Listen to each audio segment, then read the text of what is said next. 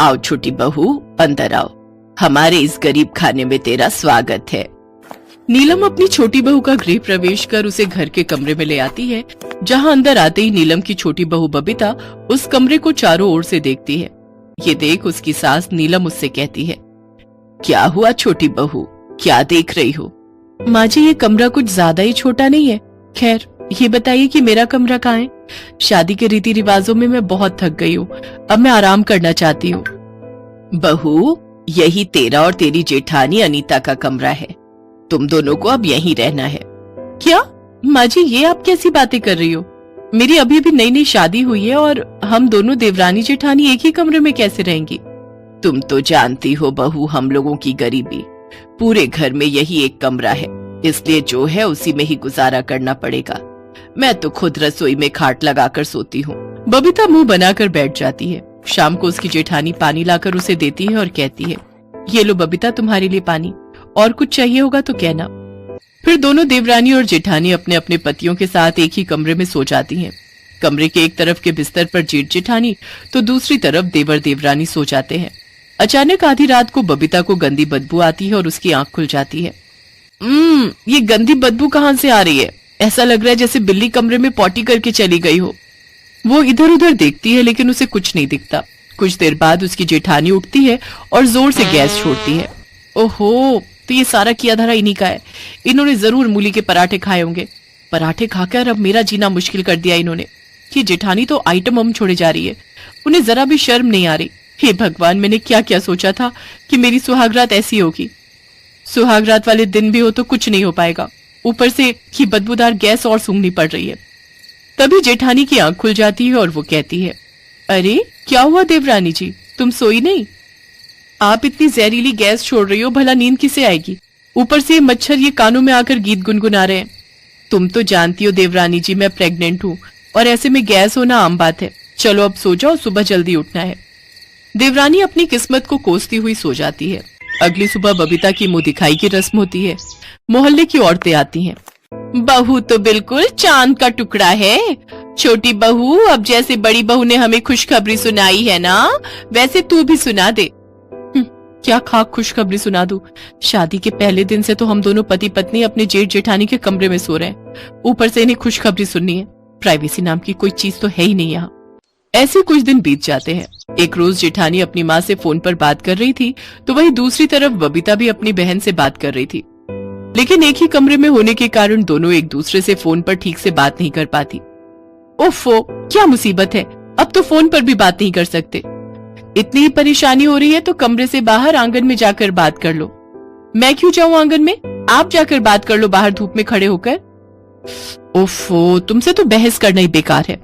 ये कहकर जेठानी रसोई में खाना बनाने चली जाती है और फिर जब वो वापस आती है तो देखती है कमरा पूरी तरह बिखरा पड़ा है।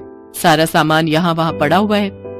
देवरानी जी, ये क्या है? आपने सारा कमरा फैला दिया और ये गीला तौलिया मेरे बेड पर ही डाल दिया, और ये कपड़े इस तरह क्यों रखे हुए हैं? जेठानी जी, भूलिए मत, ये सिर्फ आपका कमरा ही नहीं बल्कि मेरा कमरा भी है, और मुझे अपने कमरे में कैसे रहना है इसके लिए किसी की परमिशन की जरूरत नहीं है।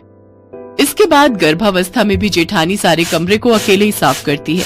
ऐसे कुछ दिन बीतते हैं और अब जेठानी की डिलीवरी का वक्त पास आ जाता है, इसलिए उसकी सास उसकी गोद भराई की रस्म रखती है, जिसके लिए अनीता शीशे के सामने खड़े होकर तैयार हो रही होती है, जिसे देखकर उसकी देवरानी कहती है, जेठानी जी, अगर आपका श्रृंगार हो गया हो तो अब आगे से हट जाइए, मुझे भी तैयार होना है। गोद भराई मेरी है तो पहले मुझे अच्छे से तैयार होने दो, तुम बाद में हो जाना। ओफो, क्या मुसीबत है, जब से इस घर में आई हूँ तब से कमरा, बाथरूम, यहाँ तक कि शीशा भी एक, हर चीज एक ही एक है। ना जाने कब तक मुझे हर चीज के लिए ये कॉम्प्रोमाइज करना पड़ेगा। हाँ तो मैं कौन सा चैन से जी रही हूँ? पहले मैं कितने आराम से अपने कमरे में रहती थी, लेकिन जब से तुम आई हो मेरे कमरे का तो हुलिया ही बिगड़ गया है। सारा दिन गंदा करके रखती हो, रहती तुम भी हो लेकिन सफाई अकेली मैं ही करती हूँ। अच्छा, तो ये क्या सिर्फ आपका ही कमरा है? अरे मेरा भी इस पर उतना ही हक है जितना आपका।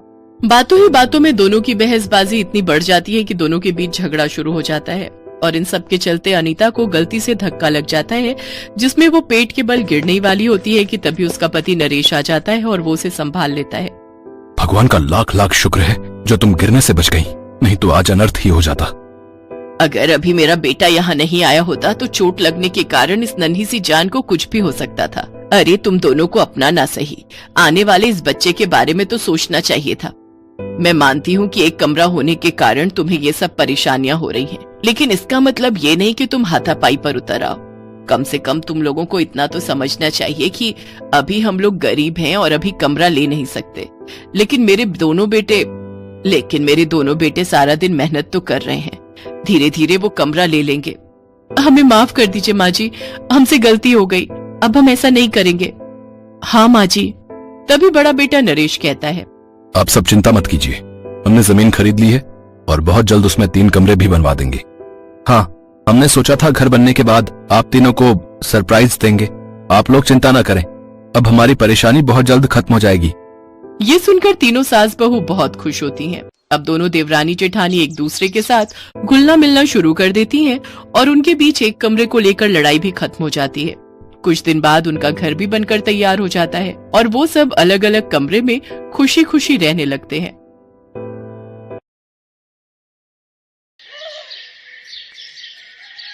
लाडो, ओ लाडो, अरे कहाँ है तू? मैं अंदर हूँ बाबा। अरे अंदर क्या कर रही है? बाहर आकर देख, मैं क्या लेकर आया हूँ अपनी लाडो के लिए। मैं पढ़ाई कर रही थी बाबा। अब ये तो जलेबी है। अरे वाह बाबा, क्या बात है, आज बड़े खुश लग रहे हो आप। अरे वो धान का पैसा आ गया ना, अब तेरी फीस भी दे दूंगा कल। नथुराम एक छोटा किसान था। वो अपनी बेटी प्रतिमा के साथ एक छोटी सी झोपड़ी में रहता था। प्रतिमा की माँ की बहुत पहले ही मौत हो गई थी। उसके बाद से नथुराम ने ही प्रतिमा को बड़े लाड प्यार से पाला था। बाबा, जलेबी बहुत ही बढ़िया थी, सच में मजा ही आ गया। अच्छा बाबा, मैंने रोटी बना दी है, चलो मैं आपके लिए खाना लगा देती हूँ। क्यों, तू नहीं खाएगी लाडो? नहीं बाबा, कल मेरी परीक्षा है, मुझे अभी पढ़ाई करनी है और वैसे भी मुझे भूख नहीं लगी, ये जलेबी भी खा ली ना मैंने। प्रतिमा को पढ़ने लिखने का बहुत शौक था, तो नथुराम ने भी ठान लिया था कि जब तक प्रतिमा चाहेगी वो उसे पढ़ाएगा। लेकिन होनी को तो कुछ और ही मंजूर था। कुछ दिनों बाद ही खेत में काम करते हुए अचानक नथुराम को दिल का दौरा पड़ा और उसकी मौत हो गई। रिश्तेदार प्रतिमा की जिम्मेदारी नहीं लेना चाहते थे, तो उन्होंने बिना कुछ देखे भाले बगल के गांव में एक किसान चंदन से उसकी शादी करा दी। चंदन बारात लेकर आया और प्रतिमा को ब्याह कर अपने घर ले गया।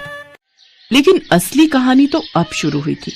चंदन की माली हालत तो नथुराम से भी गई गुजरी थी। चंदन के पिता नहीं थे और उसकी बूढ़ी माँ के साथ साथ 2 छोटी बहनों की जिम्मेदारी भी अकेले चंदन पर ही थी। खास बात ये कि रहने के लिए उनके पास बस एक कमरा ही था और चारों लोग उस एक कमरे में ही रहते थे। हालांकि चंदन के पास एक